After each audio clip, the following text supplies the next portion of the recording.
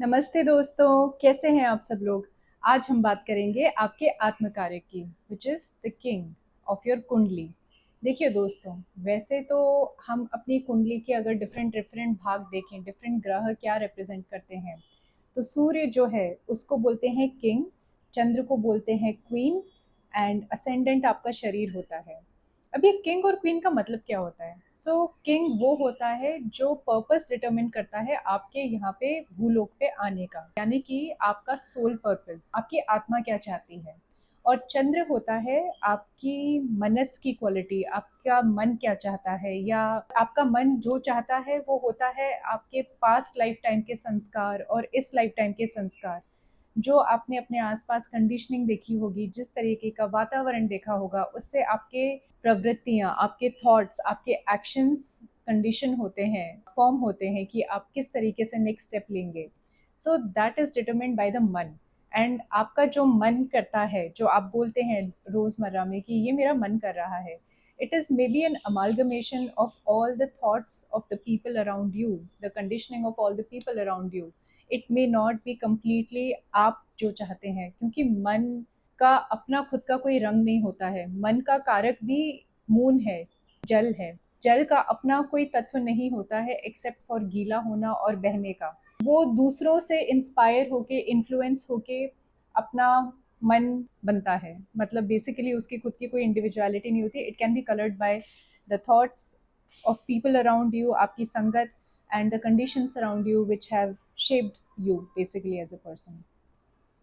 और एक होता है आपका शरीर, और शरीर होता है आपका लगन या लगन लॉर्ड। लगन तो शरीर होता है, लगन लॉर्ड जहाँ पे बैठ जाता है, दैट इंडिकेट्स आपका जो अटेंशन है वो हर समय कहाँ पे होगा।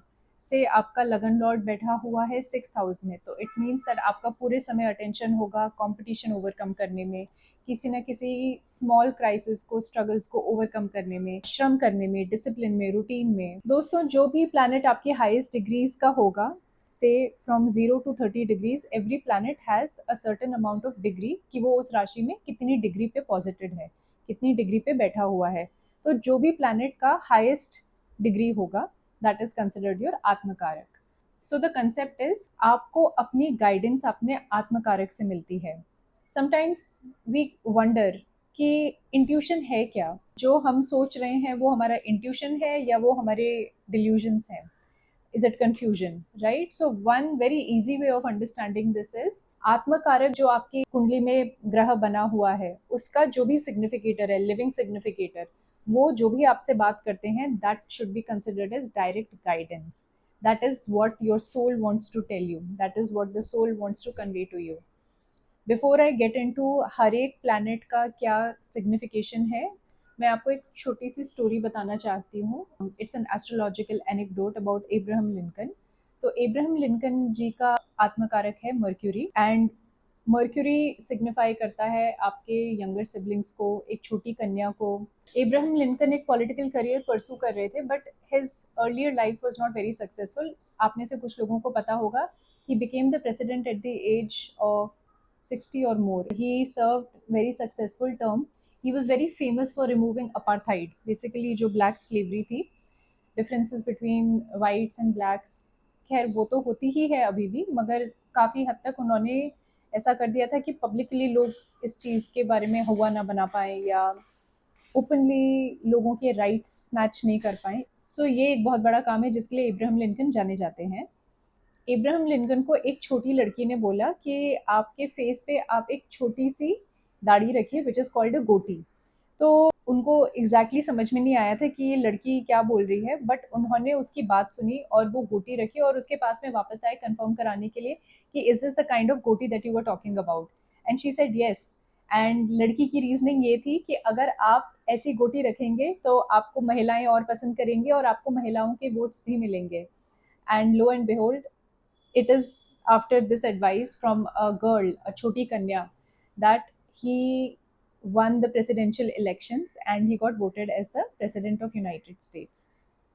तो दोस्तों, आप सोचेंगे कि ऐसे रैंडमली कौन सुनता है, और वो छोटी कन्या उनसे रिलेटेड नहीं थी, वो उनको एक पार्क में मिली थी या कहीं पे चलते घूमते अपने कैंपेन करते समय मिली थी। एंड उसने बहुत प्यार से ये बात बोली थी लिंकन जी को जैसे बच्चे अपनी इनोसेंस में बोलते हैं। ऑफन हमारे यहाँ पे तो कन्याओं को देवी का प्रतीक मानते हैं कि वो जो भी चीज़ें बोलती हैं वो अपनी एक इनर गाइडेंस से, इंट्यूशन से बोलती हैं, राइट? तो somehow he is not an Indian Abraham Lincoln, but still उन्होंने उस कन्या को देवी के रूप में, उसने जो बोला था वो बात सुनी, सराही, और उसकी वजह से हम बोल सकते हैं, वी डू नॉट नो कि प्रेसिडेंशियल इलेक्शंस जीतने के क्या कारण है, but definitely that did enhance very popular look of him having a goatee. We always remember him in all his photos with the president with a goatee, right? So that is after he became famous.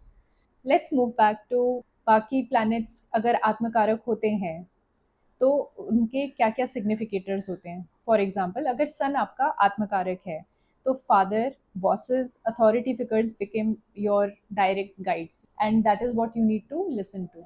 अगर moon आपका आत्मकारक है तो आपकी mother, mother figure जैसी औरतें जो आपके आसपास हैं, अगर वो आपको कोई एडवाइस देती हैं तो वो डेफिनेटली आपकी सोल की आवाज़ आपको बोल रही है कि आपको ऐसा करना ही है। अगर मर्क्यूरी होती है तो like we discussed it is a young girl और it can be your younger siblings.